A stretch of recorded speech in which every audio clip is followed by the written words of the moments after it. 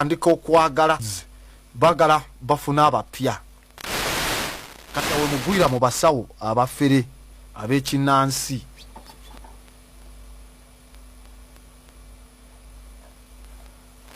balina bazita bandi balina bandi kwe babbira abantu mbo babatutte mu byobuwangwa balina obulango bwabwe ojja n'enkoko empanga ojja n'enkoko empanga sekoko nti kati bano abasajja bagezi kati ojja n'enkoko yo oba wakayingira ku kiggwa kye oba ze bayita bandi tebanyagira abantu bo bakola ebyobuwangwa oba wakayingira bwoti enkoko gyozze nga ositudde nga namu ogenda okulaba nga yeekyanga ng'enkoko efa kati nawe agira akagamba ku ebizibu byo bingi olaba bisse enkoko gy'oleese nga namu ebizibu byo bizibu nnyo kati naawe akutte enkoko kasita olaba ng'efudde nga tolina kyogikoze olabira ddala nga ebizibu kirabika bingi olwatandisa okuteeka mu kutowooza kati ku ssente nnyingi n'ebizibu ebingi olumala ng'akuyingiza ogenda otuukawaawo ng'engatto nnyingi zijjudde bagula engatto ne baziteekawaawo olaba engatto nnyingi obuuza abalala nti bagenze ku lusozi eyo bali mu kutabaala bataayiza misambwa bintu we bityo kasita olabawo engatto mugamba kweri ono omusajja akolera ddala olutuuka ngagamba kwata ekijanjaalo baki nti akisimba ne kimera mu ssaawa emu ng'akikuwa era ng'okisimba wali olukisimba ogamba katukifukirire amazzi nga bakifukirira era ensonga zo zigenda okuggwawo ng'ekijanjaalo kirabye kimeze nga musajja b'amaanyi ekijanjaalo yakimezezza akubulira ebizibu byo mbu nga tonabimugamba era n'akuyingiza munda n'agamba kati omanyi ebizibu byo weebiti kati gundi tumugire afe oba tumukole bwe tuti oyagala ekibanja batundeko we bati oba bonna tukibagobeko n'ogamba nga sinamugamba bizibu naye ebizibu byange akoze eki abitegedde akitegeera olumaze akuleese agambye kwata amazzi ago ganaabe mu feesi n'engalo mu kataasa olumala nga agamba gateeke mu binika teeka ate wali ku kyoto ku kasigiri agamba kasita owulira ebinika nga yeekyanga ng'ompita kati oba oli awo owulira ebinika etandisa okutokota ogenda ola sebo musawo agamba abajjajja bali mu kulwana balwana na bizibu byo bali mu bikwata bita amazzi gwe wagayiyeemu mu binika eyo agataddewo wooli olumala bwagajjayo n'agayiwa wansi oba agayiwa mu bbaafu olugamaze otokota n'osangamu ebinyamanyama ebigumba ebisente ebikadde ebiki nga gamba bivudde mu mazzi goonaabye mu ngalo ne mu feesi nga buli kimu akiteeka wali ekyo ekinyama ekyo kizibu kimu ekyo nkigirawo emitwalo 2 kati wateekawo ebinyama nga 10 buli kimu emitwalo 2 omanyi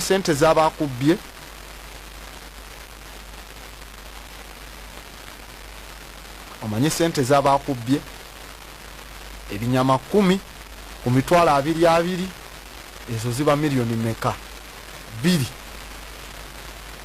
ng'azitwala ebizibu yabigambye watuuse enkoko neefa kati kuba mindset yagigize dda eri kyasimbye okirabye kimeze kati ovaayo matidde ogamba bugambi kweri omusajja akola kangende noonye sente ze nenga it is just simple logic.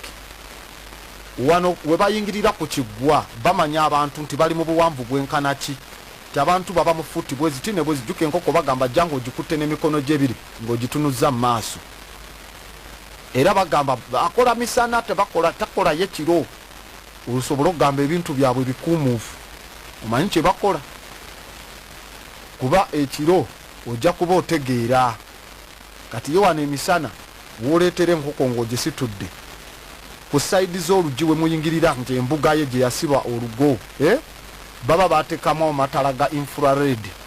Kati infrared tosobola bulaba misana obutaala obwo nga bwako bulaba kiro kasitoleeta kubanga enkoko empanga ekigibagaza erina langi eno ku kiwawa eno ku kyensuti era erespondinga ku infrared kasita ogisembeza n'ogiyisa ku saidi eno ku kkono ayinza oteekayo obutaala bwa infrared nga busalanga 10 n'eno ku saidi kajjukira emisana tobulaba naye nga light ekubibwa kati infrared eyo kasita etunula bweti mu nkoko egireeta nejami nga gizadi yaayo n'omutima ne gukuba tu enkoko neefirawo akukubisiza infrared technology n'ogamba ha ebizibu byange bingi eyeefudde eyo olwakutandisa okusika memory bw'otuuka munda gamba genda wali wansi ogule ekitabo otandika owandiika ku statement bw'owandika statement ensonga ozanjula mu bajjajja kati gwe olugula wali ekitabo ne kapeeni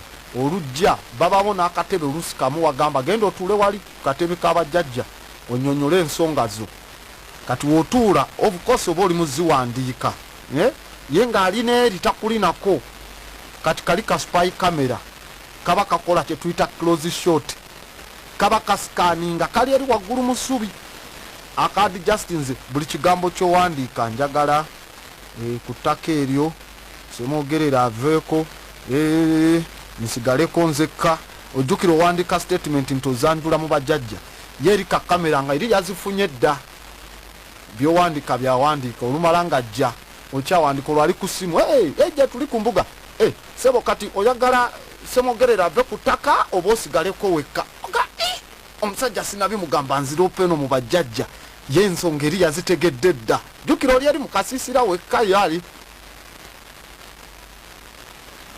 songa nogamba azitegedde awo era tekinologi yakubbye wulira we bababba yonna yonna ababbi gye bali kati olumala okuwa ekijanjaalo oba ekinyeebwa ne bateekako silver nitrite ne quick grower bamutabula mu mazzi nakigisisa quick growing that is chemistry silver nitrite mwamutekanga ne kubirevu encha ne mukeera nga bikuze mwagala omera ebirevu bamuteeka mu mazzi ne batabula kati waliyo amazzi galeeta ag'okufukisaamu nti baleese gandeku oba ga lujjo aleetedde mu ndeku tuyiweko muli silver nitrite quick grower mwaba era oluyiwayo bwati nga kiri kitandikirawo okuprocesinga mangu kwezi ensigo tazibaawo nga bazirina nga ziringa ezaagala okumeramera mangu oyo chemistry yaba akubbye n'ogamba omusajja amaanyi ga maanyi ne bakuyingiza munda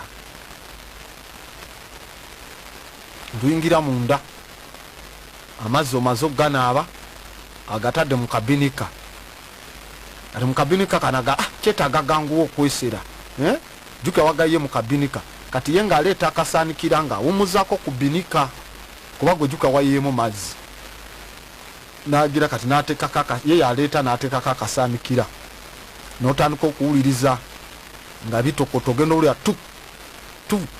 ti amazzi agakugenze gonaabye amayonjo g'olabye gajja gatya galimu ebinyamanyama n'ebisente mbw ebyo biyembe kana akasaanikira kabikkako bakakwata ne babiteekayo mu kasaanikiza k'ebbinika ne basaanuusizaayo kando babisaanuusa ne kando n'ebikwatirayo ebyo ebinyamanyama ebisente ebiki kati wano kajja nti abikkeko nti ganguwa okutokota nga kando oli wakisa atandika okukola ki okumerutinga olw'ebbugumu kati nga bitandika okugwamu tu byowowulira nga bigwamu bagamba nti bali mu kukwata biki bizibu byo amakinga sure byonna bitonyetonyemu nga katokotedde ddala olujjayo n'atandika okujjirayo ebizibu byobirabye webiti engato ze wasanze waguze engule agambe kati nawe ngenda kusindika mu nsozi ogenda otabaale olwo akwasize effumu kudduka eyo olusuubire nti ne bano bagenze mu lutabaalo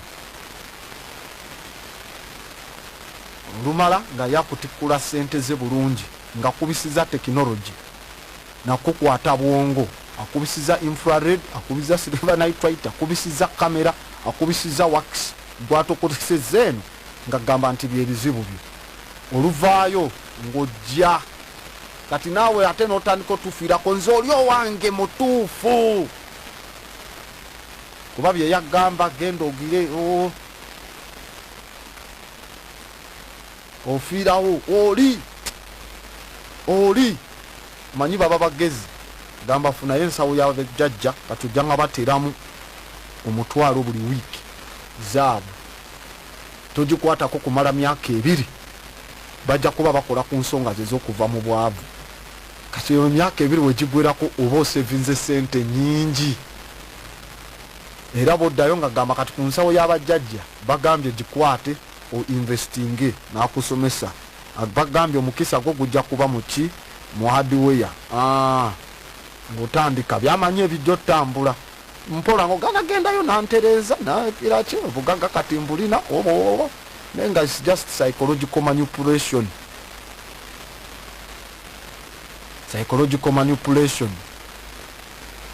bwe batyo so bwe tuddayo ne tulaba nga tulabye gospels ezo ne mabega twalaba Constantine ng'alagidde bawandiike the New Testaments oba the New Testimonies era ez'okuleeta Roman Savior God alina okubuulibwa era nga twalaba mu kitabo kya Life of Constantine volume eyokusatu page eya 29 etugamba abaofficial bonna abaali summonized bayitibwa mu Rome bonna babuulira enjiri ngolo bamaze okucreatinga gospel zino tujja kulaba engeri gye baani abaziko forginga ne balagira manuscript ezaaliwo enkadde mwe bajje zonna ezaali ku council eya Nicaea ebiwandiiko ebyo byokyebwe era n'alagira n'agamba nti omusajja yenna oba omuntu yenna n'asangibwa n'ebiwandiiko bino ajja kwambulibwa okuva ku bibegabega bye atemebwe era likodi nga we ziraga nti ebiwandiiko ebimu ebyaliwo ku lukiiko olwa Nicaea nga lutondawo Kristu ebiwandiiko ebimu tebikyaliwo okujjako fragments oba obusamambiro bw'ebyo ebyasigalawo n'abo abaaliyo bye bagenda baali bawakanya temujja teekawo mbeera bweti nju ekyeteekewo abo baddayo nabo ne bawandiika kati records ezimu zasurvivinga era bwozekenneenya zitulaga ebikubya enduulu engeri church gye yaforgingamu ekitabo kino ng'ekoppamu mu bitabo ebirala era ebiwandiiko ebimu bigamba nti first council ya Nicaea yakomekereza mu masekati g'omwezi ogw'e11 mu mwaka gwa 326 kuba yatandika 325 wabula ebiwandiiko ebirala bigamba nti waliwo struggle ey'okulwana to establish a God okukola Katonda mu kitabo kino muteekawo mukola era bigamba byo nti council yamala emyaka 4 n'emyezi 7 okuva we yatandika mu mwezi gw'omukaaga nga mwaka gwa 325 ekyo kiri mu Secrets of the Christian Fathers ekitabo ekyo kati oba ddi we byakomekereza akavuyo the savagery and violence ezaali muno babikonsiringa ne babikweka wansi ewa title emu gye bayita Great and Holy Synod. The Great and Holy Synod asajja beerwana ne beevuma ne beekuba ne bakola ki nga they are voting to forge a god. Bwe baamaliriza ne bagituuma the Great Holy Synod. Naye ate abasajja abalala abaddako bawakanyiza ddala embeera eyo era baddamu ne bakola kanso ey'okubiri gye tuyita the Second Council of Nicaea mu mwaka ogwa 786 paka 787. Kanso eyo ey'okubiri yadinawunsinga kanso ya Nicaea eyasooka. Era mu kitabo ekya History of the Christian Church Bishop H.H. Milman addamu n'atuwandiikira nga bazzemu publishinga mwaka gwa 1871 agamba a synod of fools and madmen and sought to annul decisions passed by men with troubled brains. History of the Christian Church. Agamba nti kanso Nicaea eyasooka yali y'abasirusiru, kukuŋŋaanya kw'abanaddiini abasirusiru, a synod of fools oba synod of fools and madmen, abagobe eddalu, and sought to annul, abalowooza oba balondawo okusazaamu decisions passed by men with troubled brains, ebirowoozo ebyayisibwa abasajja abalina obwongo obuliko obuzibu. Era bw'osalawo okusoma record eza Second Council eya Nicaea otandika okusangamu ebigambo webiti a frightened bishops abaali batidde, the soldiery abateekawo enkola ey'ekinamagye abaabirwaniramu, needed to quell proceedings abaali babuuza n'okutegeka biki bye tugenda okugenderako, and the fools and madmen, abasiru era abagobe eddalu. Declaration is surely an example of the pot calling kettle black. Kyokulangirira kwabwe kyekimu ku birabikibwako nga abasiru abayita ensaka okuba nti ye binika yo ya black. Bubabanga ensaka okuvaayo okugamba ebinika nti yo ya black, yolinga yensaka teba ya black nga bawandiika. Tujja kuleetera ba author n'amanya gaabwe tubalabe nga beewandiikamu mu maaso awo. Kati Constantine yafa historically mwaka gwa 337 era enzikiriza ze gye yateekawo empya gye bakuryetinze yasika bangi nnyo abagikyukiramu nga balina ogigoberera by force. Kyokka oluvannyuma abawandiisi ba church ne bamuyita the great champion of Christianity bugye yava.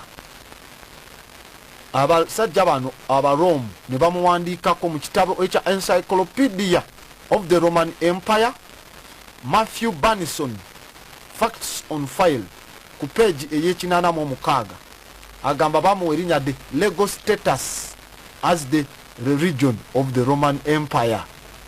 Ye yagifoojingawo legal status. Naye ebyafaayo records ez'ebyafaayo ziraga kino si kituufu. Legal status as the religion of the Roman Empire si kituufu, nti ye yali atondawo ekyandibadde ekya Roman Empire ogiwa eddiini entuufu. Byali self interest, kwagala kwe okwamuleetera okutondawo Christianity, kubanga ye yali ayagala kutondawo ddiini emu egenda bindinga abantu. Era mu katabo akayitibwa A Smaller Classical Dictionary, J.M. Denon, ku peji y'ekikumi atutegeeza. Kyokka teyayitibwa Christianity paka mu mwaka gwa 1400. Era bwe tusoma mu katabo akayitibwa How the Great Pan Died, Bishop Edmund S. Bodox, ono nga archivist mu Vatican, atereka ebiwandiiko n'ebyafaayo ne scrolls mu Secret Chamber ya Vatican. atugamba in how the great pan died. Ono atuwandikira mu myaka eja 1720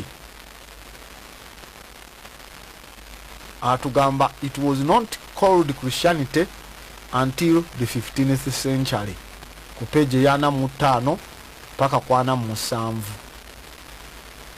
So he forged something that would later be called Christianity. Kati emyaka ejaddawo testimonies empya eza Constantine manyo gye yali amaze programminga nga bwe tugirabye werimu ebitulituli bingi manyo ne baze expandinga ne bakola interpolations ne bagattamu ebigambo nga we bajjamu.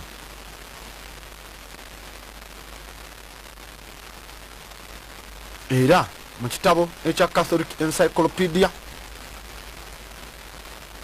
Frey edition volume ey'omukaaga page eya 135 paka 137 osobola n'okulaba era Christian oba Catholic Encyclopedia Passy edition volume 2 page eya 121 ne 122 wavaawo ne watulaga nti ekyokulabirako mu mwaka gwa 397 397 omusajja gwe bayita John Golden-Mouthed Chrysostom, John oba Yokaana ow'omumwa ogwa zaabu Chrysostom bwe yali ayogera nnyo yavaayo n'alistructuringa ebiwandiiko ebiyitibwa Writings of Apollonius of Tanya. Ebiwandiiko bya Apollonius of Tanya oba Tavina. Katwekenenye tulabe Apollonius A P O L O N I U S of O F.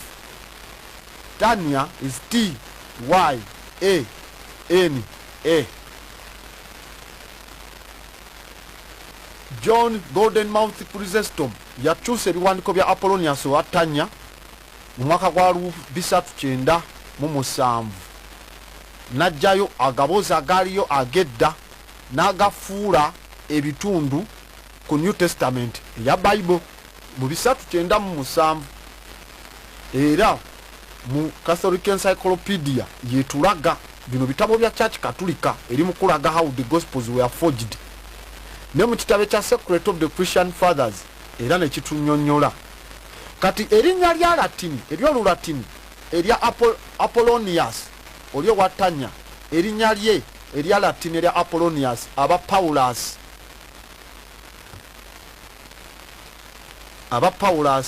era tuvola aba church olunaku olwaleero ebiwandiiko ebyo ebya Apollonius of Tanya kati church ebiyita the episodes of Paul.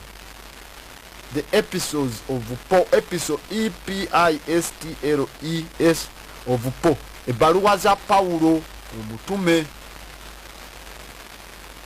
Mubiri ebiwandiiko Apollonius yayina attendant we personal attendant gwe yakolanga naye nga ayitibwa Damis. Mu kiwandiiko kya Apollonius of Tanya nga ayitibwa Damis DAMIS ng'alinga omuyivu okuva mu Assyria.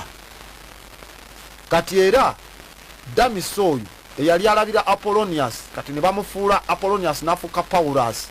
Damis mu ndagaano empya mu New Testament erinnya lye liteekebwayo erya Sekuritale w'oli ne liteekebwa mu kitabo ekya 2 Timothy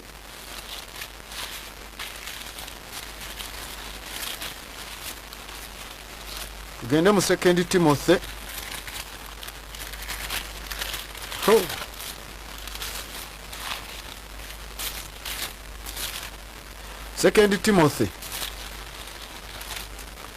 2 Timothy chapter 4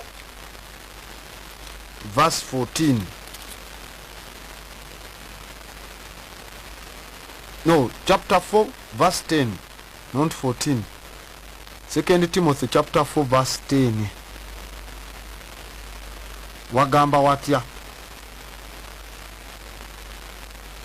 okutandika ne mwenda, do your best to come to me quickly, for Demas, because he loved this world, that deserted me and has gone to Thessalonica. Sarcassian has gone to Galatia, and Titus to Dalmatia. Kati wano mu 2 Timothy verse 4 chapter 10 wogera ku Damis oba Demas, eyali Damisi personal attendant wani wa Apollonius. Kane wano Paulo bakulaga nti awandiise nti Demis amuvuddeko n'agenda. Mubiri ebiwandiiko mwajje, era abali mu yeekaalu eri ng'ovudde ku baffe abaddugavu abamu, bapristisi baffe abamu, bakuba tirisitiko abakatuliki basoma n'abaprotestanti n'abaseventhday, naye wali bano abalokole. Banatisti basomasomako ko mu seminary ku byafaayo byabwe ebimu. Kati era kye manya amazima ku origin ya episodes eza Po. Lwaki Cardinal Bembo is B-E-M-B-O. Cardinal Bembo ono yafa mwaka gwa 1547. Yali sekretary wa Pope Leo ow'ekumi. Pope Leo ow'ekumi yafa mwaka gwa 1521. Cardinal Bembo secretary wa Pope Leo ya advisinga ba associate be gwakola naye omwayitibwa Cardinal Sadoreto. Sadoreto is S-A-D-O-L-E-T-O. Cardinal Sadoreto. Cardinal Bembo eyali secretary wa Papa Leo ow'ekumi awandikira Cardinal Sadoreto n'amugamba mu kitabo ekiyitibwa Cardinal Bembo his letters and comments on Pope Leo the 10th. Baddamu ne bakikola reprint mu London by A.L. Collins mu 1842. Kitabo bakiyita Cardinal Bembo his letters and comments on Pope Leo X oba ow'ekumi.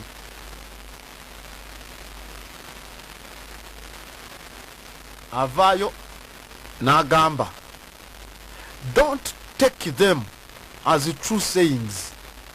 Put away these trifles, for such absurdities do not become a man of dignity. They were introduced on the scene later by a slave voice from heaven. In other words, Cardinal Bembo nga wandikira Cardinal Sadoreto yamugamba ebyo teeka eri emabbali gasiyawo ebyo ebigambo byannaku nnyo okubanga bitandise n'okufuuka okutwala empisa z'abantu. Byaleetebwa ku siini oteekebwa mu Bible later by a slave voice, eddoboozi eryoyo omwogezi omulungi eyali yeeteekawo ng'agamba nti naye biva mu ggulu, slave voice from heaven. Ebya John Goldmouth Chrysostom mwaka gwa 397 ng'azirese episodes ezo. Era yeekaalu zikkiriza nti ebbaluwa za Pawulo omutume episodes eza Po they are forgeries. Era nevaayo negamba bweti mu Catholic Encyclopedia, zino encyclopedia muzinoonye oba mu downloading, simanyi oba banaabawa PDF. Catholic Encyclopedia Frey edition F-A-R-L-E-Y edition volume ey'omusanvu page eya 645 wagamba we wati, even the genuine episodes were greatly interpolated to lend weight to the personal view of their authors. Nti neze twandigambye ku biwandiiko amabaluwa ga Pawulo agandibadde genuine gonna gayiyizibwa buyiyizibwa okuwola obuzito ku ndowooza zabo bassekinoomu abaabiwandiika. These are Catholic books zezoogera. Era ku mbeera y'emu St. Joram oba St. Yoram eyafa mwaka gwa 420 yalangirira mu kitabo ekiyitibwa The Letter of Jerome, The Letters of Jerome, Library of the Fathers, okuva mu Library of the Fathers. Now that is Oxford Movement. Baddamu ne bafulumya mu 1833 kati mu volume ey'okutaano ku page eya 445 wagamba we wati The Acts of Paul, the 5th book of the New Testament, are all falsely written. St. Joram agambye eyafa mwaka gwa 420 nti ebikolwa by'abatume, the Acts of the Apostles, ebikolwa by'abatume, the 5th book of the New Testament, ekitabo ekyokutaano mu ndagaano empya, was also falsely written, nti nabyo byawandiikibwa nga bya bufere.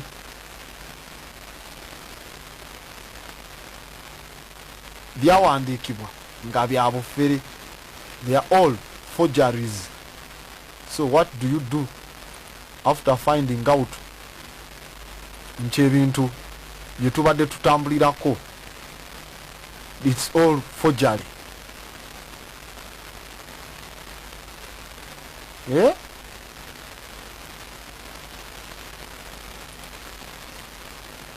So those are their books mu bitabo byabwe. Katusoke tulabe wano abantu bagamba ki nga tukyagenda maaso. Thanks Abbott for the program. I want to know how I can connect with my ancestors. Apuli Rubingo agala kumanya nga bwana connectinga ne bajjajjabe. Gende wamwe ku kika kimanyi mulina kulembera ekika, tandika okwenoonya, sooka omubuuze jjajja yali ani, taata baani, batuzaala batya, osooka omanye ebyafaayo by'enju yammwe ebyewammwe kasooka omanya. Andi kati obuzibu mwagala connectinga ne ancestor tonategeera bajjajjaabo 8 kudda mabega. Sooka okole family tree yammwe. Oh Mr. Abbott, abasajja ababbi webale tuwa kakodi ako nze Siraji ya kakodyo kabasawo abafiru kawulide.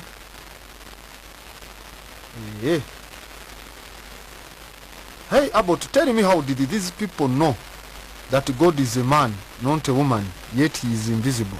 Tubulire kino kibuzo kirungi nnyo.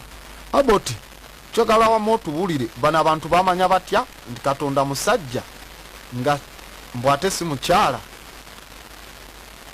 Katonda musajja si mukazi, kyokka nga bagamba talabika, because it is men bebaali mu kanso zino eza Naisiya, bebatula ba bishop ebisatu 18. Tewerabira Rome gye twogerako is a homosexual gay lesbian mafia Rome. Ebisiyaga mu Rome gye byatandikira ennyo abo aba Rome n'aba Greek basiyazi. Era tewerabira nti batuukanga omukazi bwe twasoma Northern Crado bamulaba as to keep a patano just kulw'omwana kuzaalamu. So batuukanga omukazi mu Northern Crado tebamuwa kitiibwa. Twasoma ku nsonga za Mother Goddess, Southern Crado and the Northern Crado, abali eri mu Northern Crado. Golooza lwaki batuuka ne bagamba ye wali tropic of cancer gyesalira okudda eyo. In these cancerous guys. Kati Abaroma nga bw'obamanyi mu biseera byabwe mu ntalo zaabwe neza Spartacus, abakazi abafunangamu be bamalaaya, be bagulira omwenge, be babeera nabo, abasigadde abewaka. Omuroma amala emyaka 5 agenze mu expedition zitaddanga, balina amagye manene ate nga balina amaddu nga bo. They ended up sodomizing themselves mu busikaati bwabwe obwo. Kati era ne concept zino bo baali tebakkiriza mu kya mukazi kuteesa mu bo kubanga seba Southern Kurado nga mu Africa, the mother was a goddess, the woman was a goddess. Era nga we bajja mu kutuula Constantine yabayita 319, they were men. Kwe kusalawo nti Katonda inaba musajja kuba be basazeewo ngabo. Thanks for the teaching. Find one day and come with those men who pretend to be knowing much, and we ask them questions.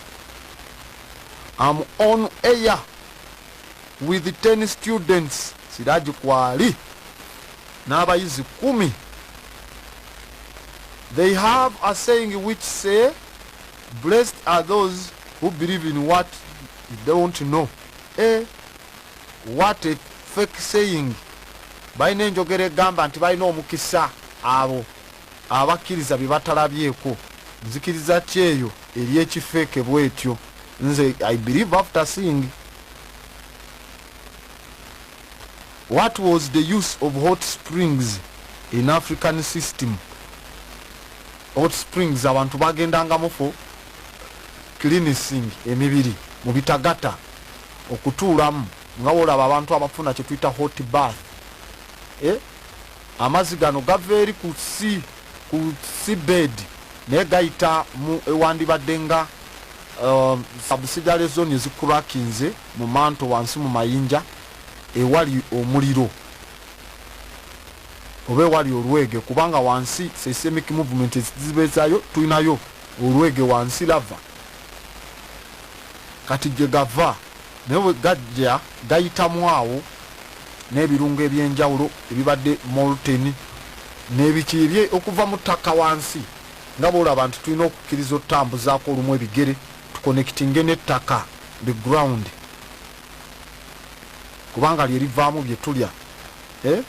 So kati ebiriisa ebyo ebijjiramu binyunyunta obukyafu bwalinga buli mu mubiri bintuntuwe bityo. Kati abantu batandika obiyita hole, togenda otya mu kitagata ky'Omukama ng'afudde. Amai Hotel Chihandi owa Chitalibala, tell me more about the rats and snake in the house. I did not understand it. Ntegeeza ku by'emmese n'emisota mu nju oba sibitegeera. Bagamba mu African spirituality, mu African spirituality kasita obubaka bubanga bunajja ofuna ddamula oba okukwasa empewo wasooka ne wajja obuwuka. In fact ng'obuwuka tebunajja wasooka ne wajja emmese. Emmese bazitwalanga ze zitegulula buli bikyamu ebiriwo, baziyita advancing army. Emmese ezo we batyo bazitwala oba zitwalibwa mu African spirituality, ne zifuna ebyokulya ne ziraba wano bajja tugabirira, banaagabirira, wanaabawo okugabula abaana banaalya. Kati emmese ze zisooka mu kukola embeera eyo. Era bw'olaba ne mu Hinduism nga balina enjovu yaabwe ya Ganesha, the elephant headed Hindu god owa fortune. Mutabani we wansi wabawo emmese etwalibwanga Shiva ewamu ne Parvati. Kati mu African spirituality emmese yejja nekola advancing army kutegulula byonna ebibi ebiriwo, oluvannyuma obuwuka ne buleeta defenses gwe bayita namuzinda n'obulaba nga buzze. Then olumala obuwuka stage eyokusatu emisota, otandika olaba emisota, awomanya ensonga ewaka zetaaga oterezebwa oba waliwo ayataaga okukwasibwa mbu amaanyi. Era oluvannyuma lw'emisota ng'olaba enfudu, kati awomanya empewo z'ekika zitudde, era awo gwe zina gwe zisiimye ng'olabye enfudu, kuba kwe kutuula ddamula mu nsonga eyo. Era awo ng'otandika owulira nti abaana kasita watandika oloota nga wamala ddosoma naye ng'owuli oloota oli mu kibiina, nga kitegeeza empewo zaagala obavumbule oddeyo osome wekenenye ebyekika kubanga tebamala gabibamiramu. Omusomesa we bali kutuweereza endowooza yange eri tusaba otufuneyo olunaku olulala mu wiiki ku programu yaffe eno kuba kirabise nga olw'Essande lwokka terutumala. Wangaala Master w'abategeevu ono Shabani wano Ekitumba agambye olunaku luno olumu terutumala. Ate ani eyakutondanga ggwe Abbott ono Jimmy Ekatojo? Nze saatondebwa ssebo. Maama wange yakiriziganya ne taata wange ne bafuna spiritual congregation n'amutikka olubuto ne nkulira mu lubuto lwa maama wange n'ampa byonna bye nnina okuva mu mazzi ne ntandika ofuna omusaayi paka ne ntuuka ne nzaalibwa. I was born, I wasn't created. Okay, I was born, I wasn't created. Okay.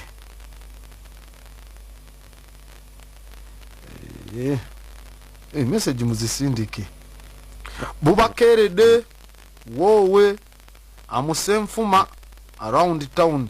Senfuma bakubidde omulanga abagambye bubakerede. Professor reduce on English. People are getting lost. Professor akendeza ku luzungu abantu babula. Tubadde mu Luganda mpola nga we translatinga. Sinza yogera oluzungu olukambwe nnyo bwe rutyo. Okujjako nandibandoza mbatute ku speed ya yiriyiri. Nandoza ndi kuba level eri eya waggulu. Katulabe eno. I'm listening. Thanks Grandmaster for sharpening our minds. Freedom Kamwenge.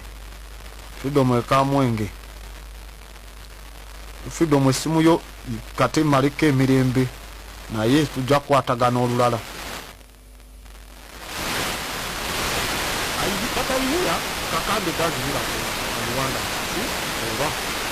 Thanks Master. This is the kama kile ngoma kila kakanda kole bya mu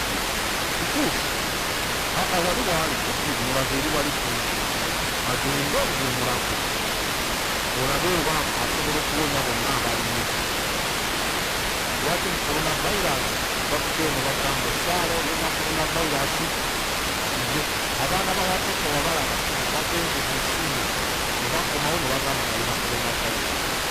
They have to go under medicine kubajjambala kubatwala wakansinika obakakima kubasabira no it was medicine. Brother Abbott, what do we do to people who believe us because we to Quran is real? Terekujja ku bantu abatuloba obw'obulojjo bwebumu agamba omulogo bamutu omulumba na jambiya n'ogimusonga newaba asirika atya amayembe tegasobola kudda kukwamu nga bamulumbye n'omutegera nga nkutegedde naye nja kutema bukulu enkuddayo baddamu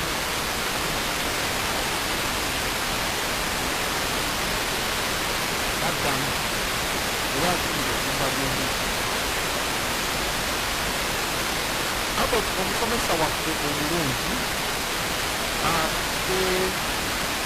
ateekalakaasa mu kwogera mu ssaala ateekalakaasa omwongera mu ssaala bagire bakusinga bagire bakukiririseemu nze sanyu Ekitumba sanyu basi ewe bali kubanga kuuli. Hello Grandmaster Abbott, nze Colin okuva Kiko. Mwana nkusaba teweerabira kwogera ku nsonga y'enviiri kuba ku Lwokutaano wasuubiza okuzoogerako enviri ate nazoogerako spiritual antena bulungi nnyo nenkusomesa lwaki bazifuula embi nenkutegeeza bonna ba revolutionary abalwanira independence nenkulaga bobote bonna baali banviri badidan kimathi neki nebatwala okuba nti abaddugavu they are radical nga balina enviri spiritual antennas nenkusomesa great mekando gwe bayokya omuliro gwonna ne guggwawo n'asigala ng'avudde ku njegere in Haiti mu Haiti revolution mpozi nga weerabidde. Okay, Grand Abbott, thanks for the show. You told us we came from Epso. How did it come into existence? And we scholars, should we call ourselves atheists? Musitwa Isaac, you are a scholar. Mubaba yivu.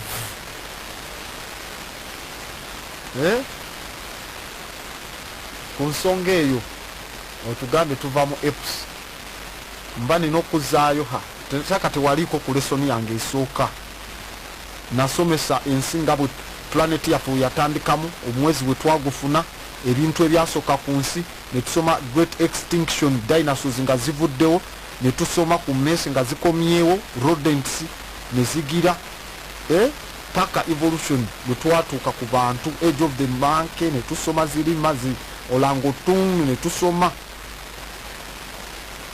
na lwaki chimpanzi kati zikyaliwo lwaki zonna teza evolvinga kubanga ezaali outside nga teziri mu pockets za Great Rift Valley, Eastern and Western Rift Valley, kuba humanity wakati we yatandikiranga ekibira kiyidde kiweddewo ezaali wakati teza transforminga evolaba ezaali mu India, zaali mu bitundu ebirala ebya Africa, Benin wane walala ezo teza ekibira kyazo zo tekyajja, so they would survive nezisigalawo nga tezitransforminze nga bano abali wakati ezaali trapped.